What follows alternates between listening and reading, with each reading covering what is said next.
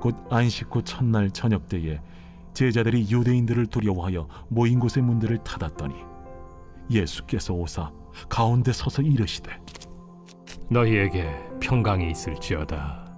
이 말씀을 하시고 손과 옆구리를 보이시니 제자들이 주를 보고 기뻐하더라. 너희에게 평강이 있을지어다. 아버지께서 나를 보내신 것 같이 나도 너희를 보내노라. 이 말씀을 하시고 그들을 향하사 숨을 내쉬며 이르시되 성령을 받으라. 너희가 누구의 죄든지 사하면 사하여 질 것이요 누구의 죄든지 그대로 두면 그대로 있으리라.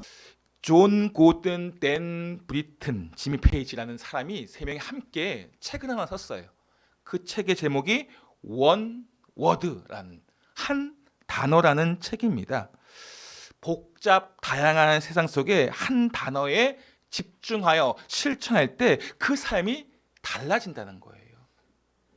우리가 얼마나 다양한 세상에 살고 있고 얼마나 복잡한 세상에 살고 있습니까? 너무 많이 생각하고 너무 많이 듣고 있습니다. 그런데 그런 모든 것을 다 내려놓고 한 단어에 집중할 때 삶의 방향을 보다 뚜렷하고 명확하게 잡아준다는 것입니다.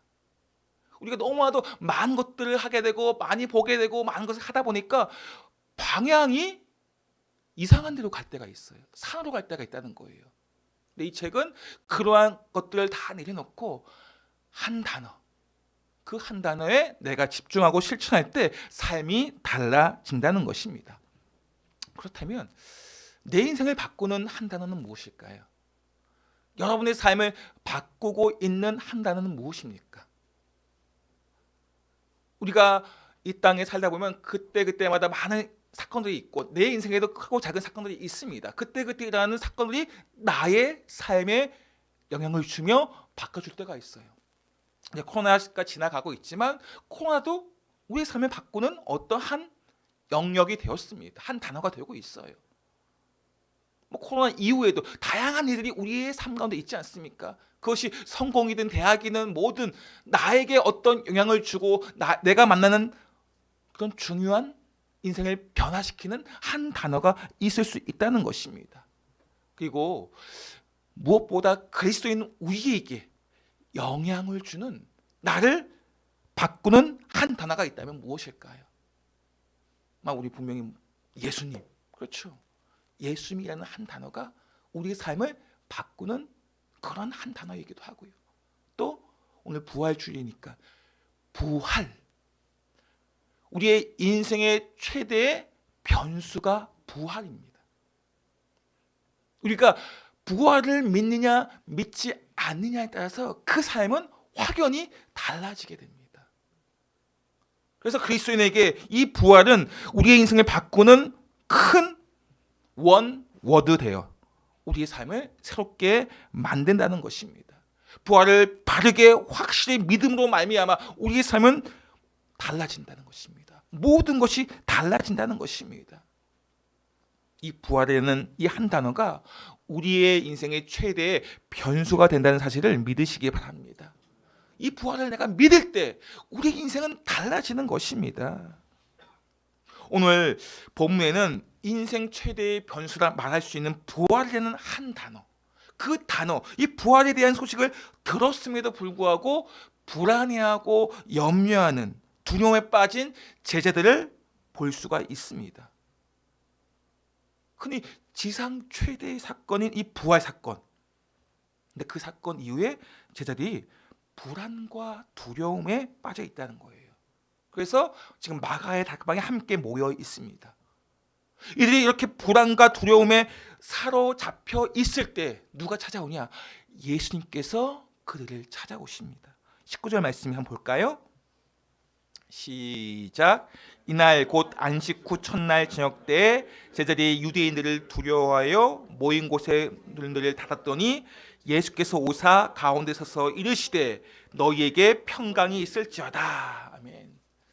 저녁 때 제자들이 이제 두려운 가운데 있기 때문에 밖에도 잘 돌아다니지 않았을 거예요. 마가에 함께 모여서.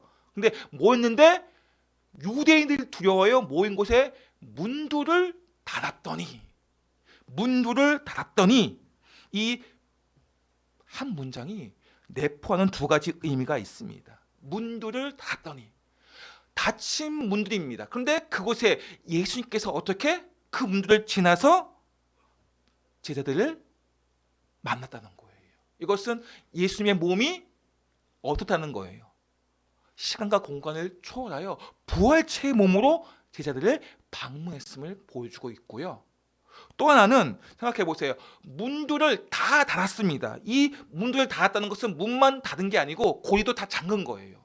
지금 제자들이 얼마나 두려워하고 있는지를 보여주고 있는 것입니다. 아무도 들어오지 못하도록 문들마다 꼭꼭 다 닫아 잠근 것입니다.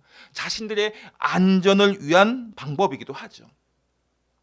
왜 이렇게 제자들이 두려워하고 있습니까? 자신들이 그렇게 믿고 의지했던 예수님께서 십자가에 달려 돌아가셨기 때문에, 큰 충격을 받았기 때문입니다. 그래서 모든 것을 잃어버린 사람처럼 낙심하고 절망하는 가운데 불안과 두려움 속에 사로잡혀 있는 것입니다. 그런데 우리가 여기서 한 가지 유의해서, 주의하여서 살펴볼 부분이 있어요. 이 제자들이 두려워하고 염려하는 그 부분이 꼭꼭 문을 걸어 잠근 그 불안의 표시가 언제 일어났냐 하는 것입니다. 부활의 소식을 막달라 마리아부터 들었어요. 우리 18절 말씀 볼까요? 18절 그 앞절인데, 시작. 막달라 마리아가 가서 제자들에게 내가 주를 보았다고 또 주께서 자기에게 이렇게 말씀하셨다 이르니라.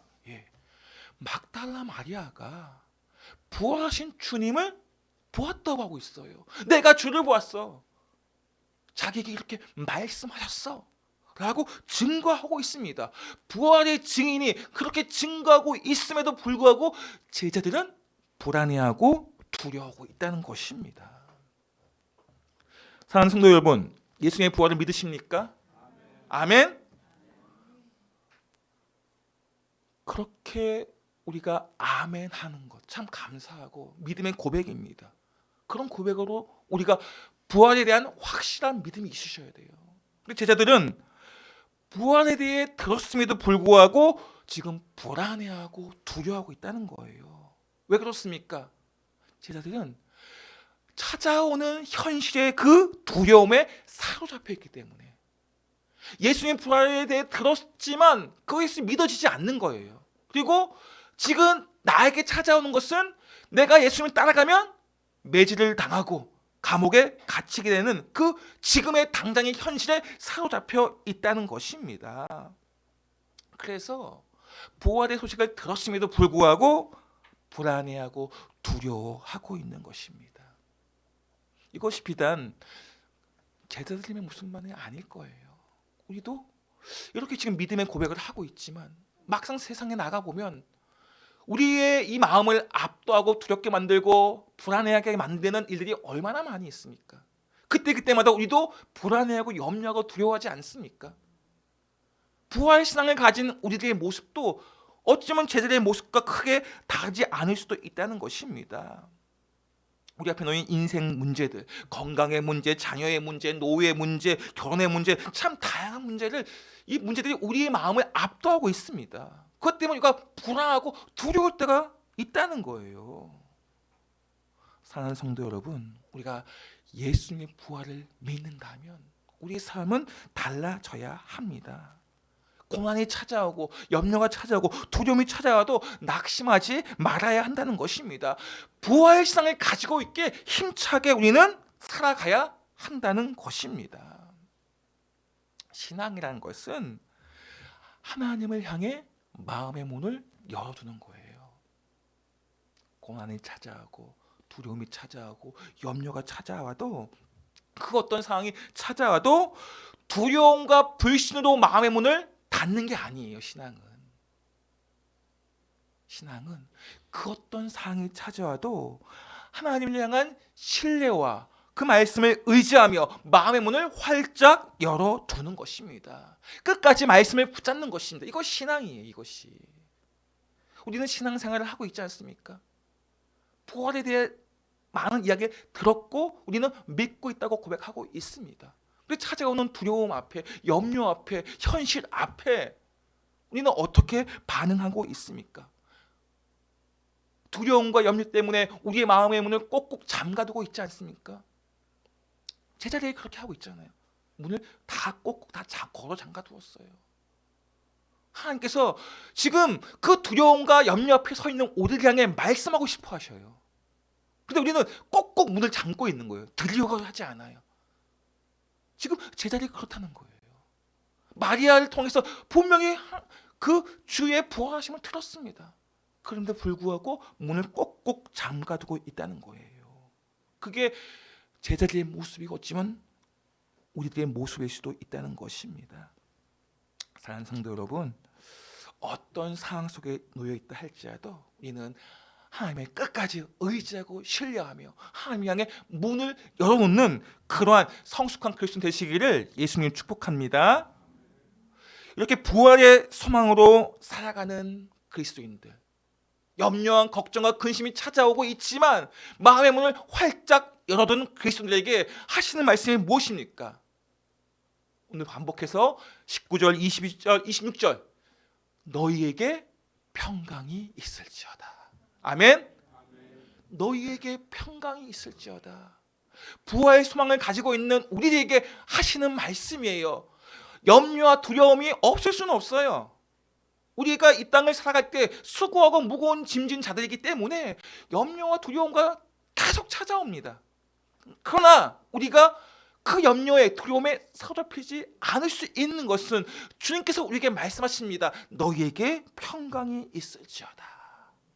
이 평강을 누리시길 바랍니다. 나에게 말씀하신 평강이에요. 그 누구도 빼앗아갈 수 없는 평강입니다. 세상은 많은 것들을 갖추고 가지고 있으면 괜찮다. 너 돈이 있고 권력이 있고 힘이 있고 지식이 있고 하면 괜찮아. 잘 살 수 있어. 그렇게 안심하라 말하고 있지만 다 가지고 있으면 안심이 될까요? 아니에요. 이 가진 것을 지키기 위해서 불안합니다. 이는 많이 가지고 있으면 정말 부럽다는 생각을 많이 하잖아요. 그게 물질이든 지식이든 학벌이든 권력이든. 그런데 많이 가진 자일수록 더 불안하다는 것을 아셔야 돼요. 빼앗기지 않기 위해서, 잃어버리지 않기 위해서 더 불안할 수밖에 없는 거. 어떻게 하면 이것이 지키지? 그래서 없는 사람은 다입 받고 단다고 하잖아요. 그런데 가득 가지고 있는 사람은 어떻게 해요? 이 금고를 지키기 위해서 불안해 잠을 못 잔다잖아요. 그게 이 세상의 삶의 모습이에요. 그러나 그리스도인은 너희에게 평강이 있을지어다. 이 말씀, 주님이 나에게 이런 말씀을 하시기 때문에 가지고 있든 없든 우리는 평강을 누릴 수 있는 거예요. 너희에게 평강이 있을지어다. 이것은 제자들에게 하신 말씀뿐만이 아니라 나에게, 우리에게 하신 말씀이라는 것입니다. 너희에게 평강이 있을지어다. 그 평강은 누가 주시는 평강입니까? 전능하신 하나님, 온 세상을 창조하신 하나님께서 말씀하시는 평강이에요.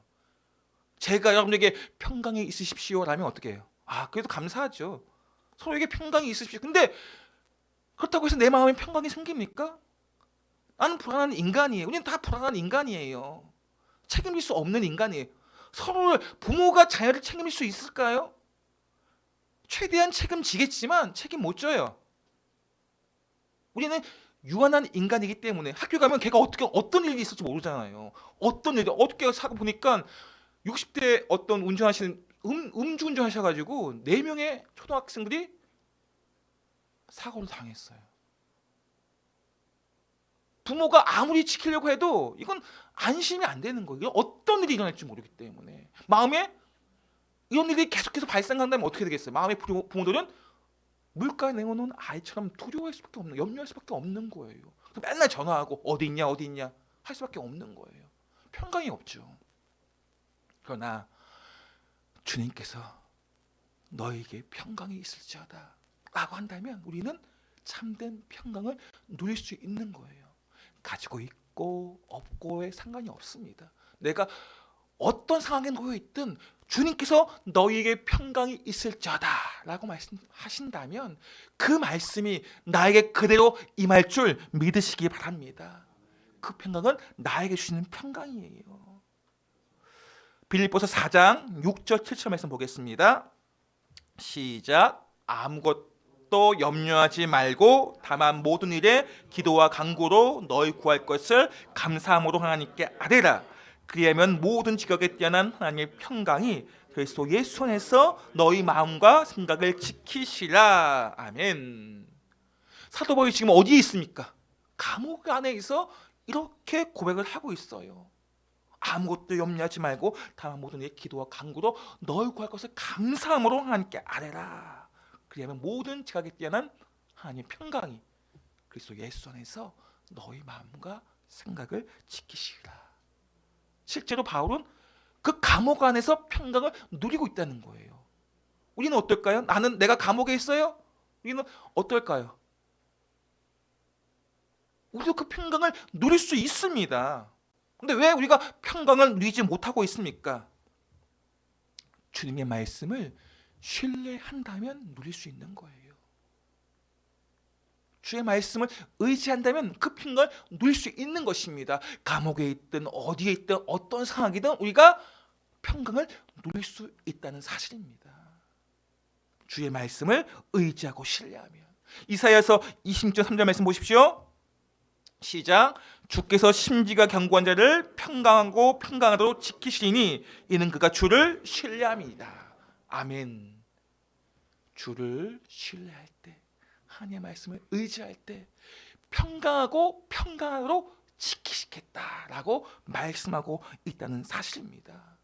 부활의 신앙을 가진 우리들은 그래서 더욱더 주의 말씀을 의지하고 신뢰하셔야 돼요. 그럴 때 우리 안에 참된 주님의 평강, 그 어떤 상황도 우리를 깨트릴 수 없는 평강을 누릴 수 있기 때문에 그렇습니다. 우리가 그러한 평강을 주님께서 약속하셨고 오늘 본문에 3번이나 반복해서 너희에게 평강이 있을지어다 라고 말씀하신 것은 우리가 사명을 이룸에도 그 평강이 필요하기 때문에 그렇습니다. 우리 말씀 볼까요? 21절 말씀 시작. 예수께서 또 이르시되 너희에게 평강이 있을지어다. 아버지께서 나를 보내신 것 같이 나도 너희를 보내노라. 아멘. 평강을 약속하시고 말씀하신 다음에 아버지께서 나를 보내신 것 같이 나도 너희를 보내노라. 사명자로 보내신다는 거예요. 근데 그냥 보내시는 것이 아니고 우리에게 뭘 주신다고요? 평강을 주신다는 거예요.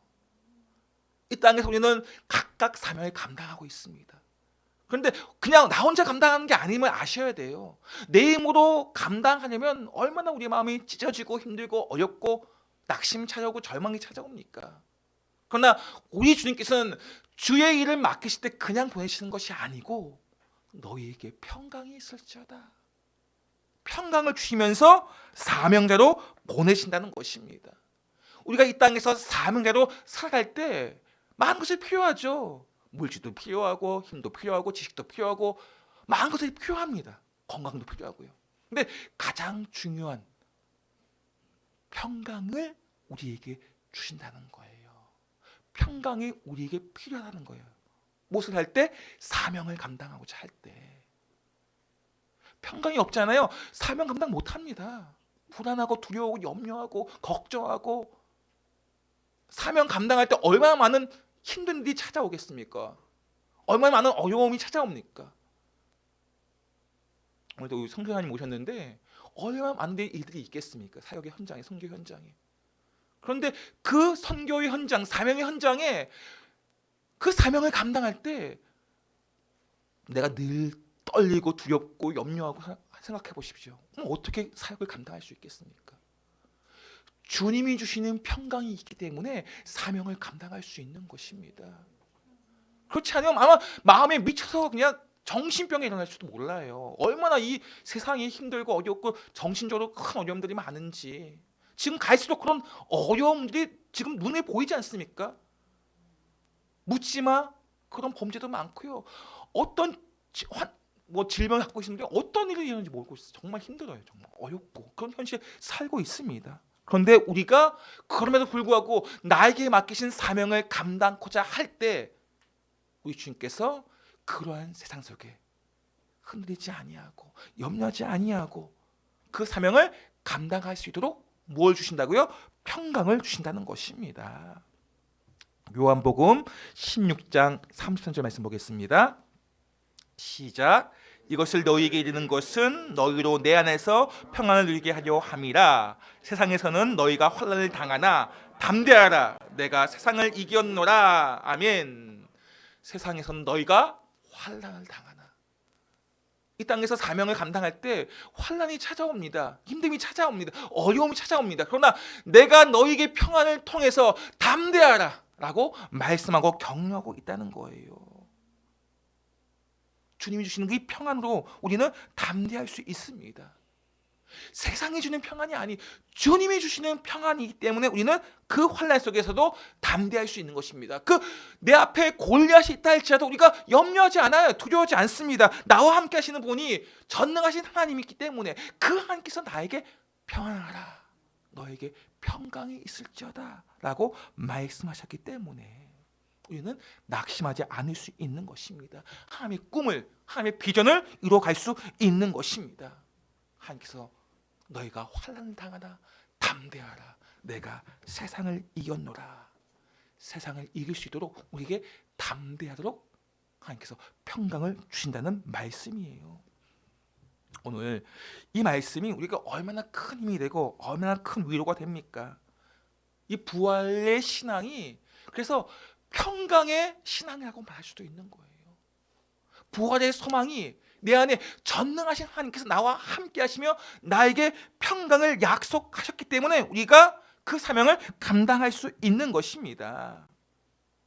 예수님의 부활은 우리가 이 땅에 살아갈 때 참된 평강으로 인도하는 그러한 은혜의 말씀이 된다는 것입니다.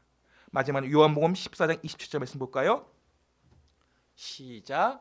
평안을 너희에게 끼치노니 곧 나의 평안을 너희에게 주노라. 내가 너희에게 주는 것은 세상이 주는 것과 같이 아니하니라. 너희는 마음에 근심하지도 말고 두려워하지도 말라. 아멘. 주님이 주시는 그 평강으로 인해서 그 평안으로 인해서 우리의 마음 안에 근심하지도 말고 두려워하지도 않는 참된 평강을 누리시기를 예수님의 이름으로 축복합니다. 아멘. 우리 주님께서는 우리에게 사명을 맡기시고 이 땅에서 하나님의 일을 맡기실 때 평강과 함께 또 주시는 것이 있습니다. 뭘 주실까요? 우리 말씀 한번 볼까요? 22절 말씀 시작. 이 말씀을 하시고 그들을 향하사 숨을 내쉬며 이르시되 성령을 받으라. 아멘. 우리 주님께서는 우리에게 사명을 맡기시고 이 땅에서 하나님의 일을 감당할 때 나 혼자 하라고 하시지 않으셔요. 나 혼자 하면 할 수가 없거든요. 성령님께서 우리와 함께 동행하도록 하신다는 거예요. 나와 함께 하시는 분이 성령님, 성령 하나님께서 나와 동행하시기 때문에 우리가 이 땅의 일들을 감당할 수 있는 것입니다. 제자들을 보내시면서 그냥 보내시는 것이 아니에요. 성령 하나님께서 함께 동행하신다고 약속하고 있다는 것입니다. 그 성령 하나님의 인도하심 속에서 우리가 비전을, 사명을 감당할 수 있는 것입니다. 사람의 눈에 좋게 보이고 성공해 보인다 할지라도 성령님께서 함께하지 않는다면 그 결과가 아무리 좋아도 사상 누각, 모래 위에 지은 집이에요. 우리 눈에 좋아 보이는 내가 원하는 결과를 얻었습니다. 근데 그것이 내가 성령 하나님과 동행하지 않는 가운데 내 뜻, 내 욕심, 내 계획 속에서 일어난 결과라고 생각해 보세요. 그게 당장에는 좋아 보이지만 아니에요. 그건 모래 위에 지은 집일 뿐입니다. 우리가 주님과 동행할 때 주어지는 모든 것은 다 복인 줄 믿으시기 바랍니다. 성령님의 인도하심을 받을 때 우리가 내게 맡겨진 사명을, 증인으로서의 사명을 감당할 수 있는 것입니다. 그래서 우리가 날마다 성령 충만을 구하셔야 돼요. 성령 충만케 해달라고 기도하셔야 됩니다. 성령님의 인도하심 속에서 우리는 승리할 수 있습니다. 나의 힘으로, 내 지식으로, 내 능력으로, 내 계획 속에서 아니요. 그것이 이루어졌다 할지라도 그것이 성공이 아니에요. 우리 하나님과 동행하심 속에서 이루어지는 모든 것은 성공임을 믿으시기 바랍니다. 저와 여러분은 우리 성령님과 함께 주의 사명을 잘 감당하고 주의 핑강 안에서 우리에게 맡기신 모든 일을 충성되게 감당하는 우리 모두가 되시기를 예수님의 이름으로 축복합니다.